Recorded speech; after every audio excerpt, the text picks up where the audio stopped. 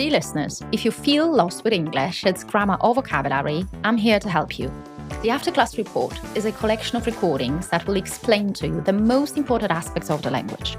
All episodes are content related. The inspiration comes from you, from our class. With the Afterclass Report, you will get answers to all the questions you want to ask.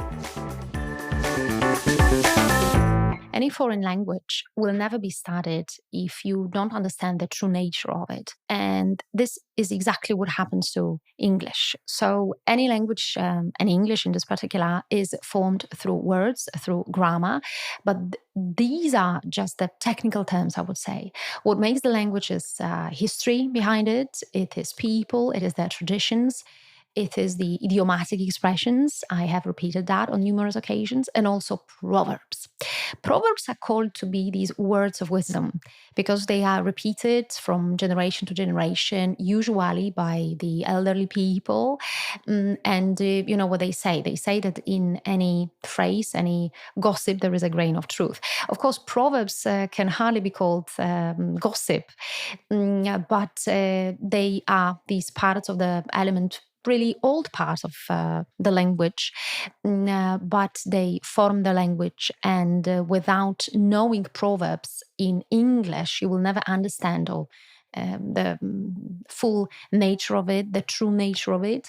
And that's why I am inviting you to listen to a short presentation of a couple of proverbs in English. They are all starting with letter A. And just like in any list, in any preparation, it is not possible. There is no such a possibility to prepare everything that is there, all the dictionary. That is simply not possible for anybody to do. So with this recording, I'm just inviting you to have a closer look at proverbs in English. And I decided to choose the one starting with letter A, just following this alphabetical order. And the very last one that I'm going to present is something rather surprising, I would say. I hope you will find it surprising as well. So I will keep you on the edge of your seat as you are listening to this recording, because I'm not telling you what kind of idiom I have in mind. What kind of proverb I have in mind, to be precise, because proverbs are these full sentences, and idioms, they are just phrases. So we have to be clear here, and we have to understand the difference. So the first proverb that is there is: a bad workman always blames his tools. In Polish, we've got a different persona in the proverb because we've got the ballerina. But I believe that as you translate it and you try to decipher the meaning of the proverb, you will understand what it means. So if you cannot perform something very well, you will always blame the reality around you. You will never put this blame on you because you will try to find somebody else who is responsible for anything that you cannot perform. But we have to remember that a bad workman will always blame his tools and not his skills. Another proverb with the letter A is that, starting with letter A, is: a bird in hand is worth two in the bush. Also very visible, easy to remember. In Polish, we also have associations with birds. So the explanation here behind it is just as simple as that if you have something and it is truly yours, you have achieved something, it is better to accept what you have rather than just dream about something big. Of course, people would have different approaches. Some would say that this is not true.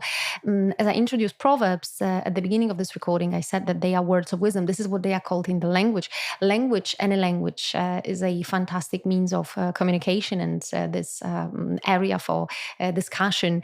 Some people would follow the proverbs, would agree with them. Others would say that they are just some sentences repeated from generation to generation that have no association with modern reality, for instance. So there is this definitely this room for discussion. But what I'm presenting here is just a proverb with its explanation. I'm not presenting my private opinion whether it is true or not. But the proverb says that a bird in hand is worth two in the bush. Proverb number 3 is absence makes heart grow fonder. We have the immediate equivalent of this very proverb in Polish. So as we don't see each other, it refers to people who are in love or people who have this romantic relationship. So if we don't see each other, we haven't seen each other for a long time, we miss each other more. And this just makes this feeling, if this is a true feeling, it just makes this feeling grow bigger.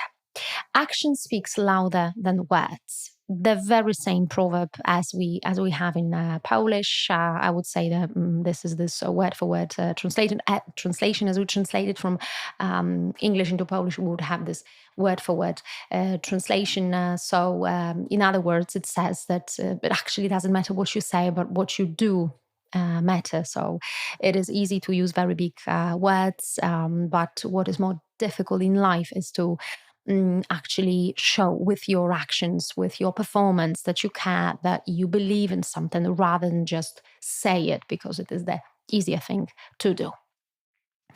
A jack of all trades is a master of none. I don't know if you have heard this proverb before.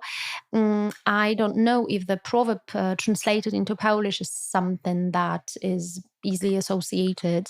I think it's a very traditional proverb in English. So it says that if you want to perform all kind of activities, if you want to be this proficient person in many fields, actually what happens is that you are not proficient in any of them.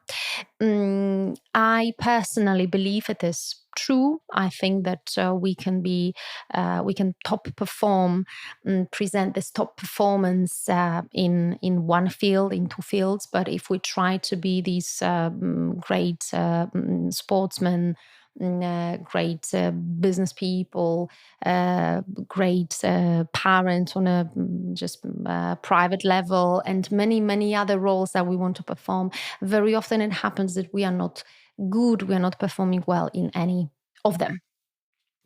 All is fair in love and war. We have the same proverb in Polish. It means, I guess it's easy to understand what it means. So it means that if you are in love and if you are performing any war activities, anything goes, anything is possible. All the actions are allowed in order to win. Well, in war, right, you have to win with your opponent, with your foe. And in love, anything is possible, anything goes, because you have to win your partner and you have to prove to them that you are worth the feeling, so to say. All is well that ends well. We know this phrase very well. We know this proverb very well. As a little girl, I remember my grandmother used to say it to me, that I shouldn't be so cheerful or so excited at the very beginning of some performance, of some activity, but I would just need to wait until it ends. And then when it ends, I could know that it actually ended very well. All that glitters is not gold. Another expression, another proverb. The same that is used in Polish, very productive, used very, very often. At least this is what I think, both in English and in Polish. And it only says, right, that if we see something shiny, it does not mean that it is gold. And of course, it refers to different situations in life. It refers to different people. So something that pretends, something that seems to be great. Well, it does not have to be so. So we have to be careful before we make decisions, because we need to have a closer look and we need to check if what we see, the shiny element we see, if this is gold. An apple a day keeps the doctor away. I would say that this proverb is more of this British nature, English nature. I have heard that being presented by the British. I don't know. I don't think I have ever heard that presented by my grandmother, grandfather, by my parents. I don't think so.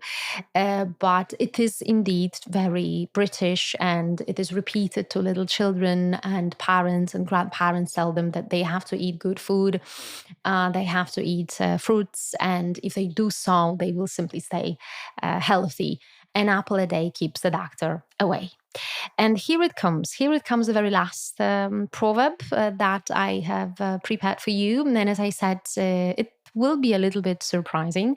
It is surprising because it is connected, or it reveals the true nature.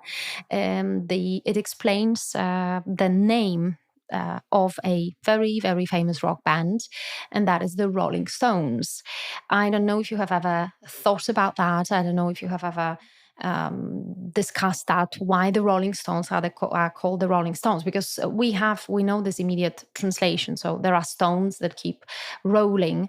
But why? Why is the name like that? So there comes the explanation, because there is a proverb in English which says, "A rolling stone gathers no moss." So it means that somebody who is active, somebody who keeps on going, somebody who doesn't stop, somebody who keeps on growing and developing, they will never get old, because they will not gather the moss. They will not become these old stones all covered in moss that cannot move. And that's why the Rolling Stones are called the Rolling Stones. And I think it's a very lovely name for the Rolling Stones, as we know Mick Jagger. So the name is just perfect, and this is exactly what is behind this name. Before I finish this recording, I will just repeat the proverbs that I have presented to you. A bad workman always blames his tools. A bat in hand is worth two in the bush. Absence makes heart grow fonder. Action speaks louder than words. A jack of all trades is a master of none. All is fair in laugh and war. All is well that ends well. All that glitters is not gold. An apple a day keeps the doctor away, and a rolling stone gathers no moss. If you enjoy what you have listened to, please like the episode. You are invited to listen to my other podcast called World of English, in which I'm telling different stories so that you can relax and learn the language.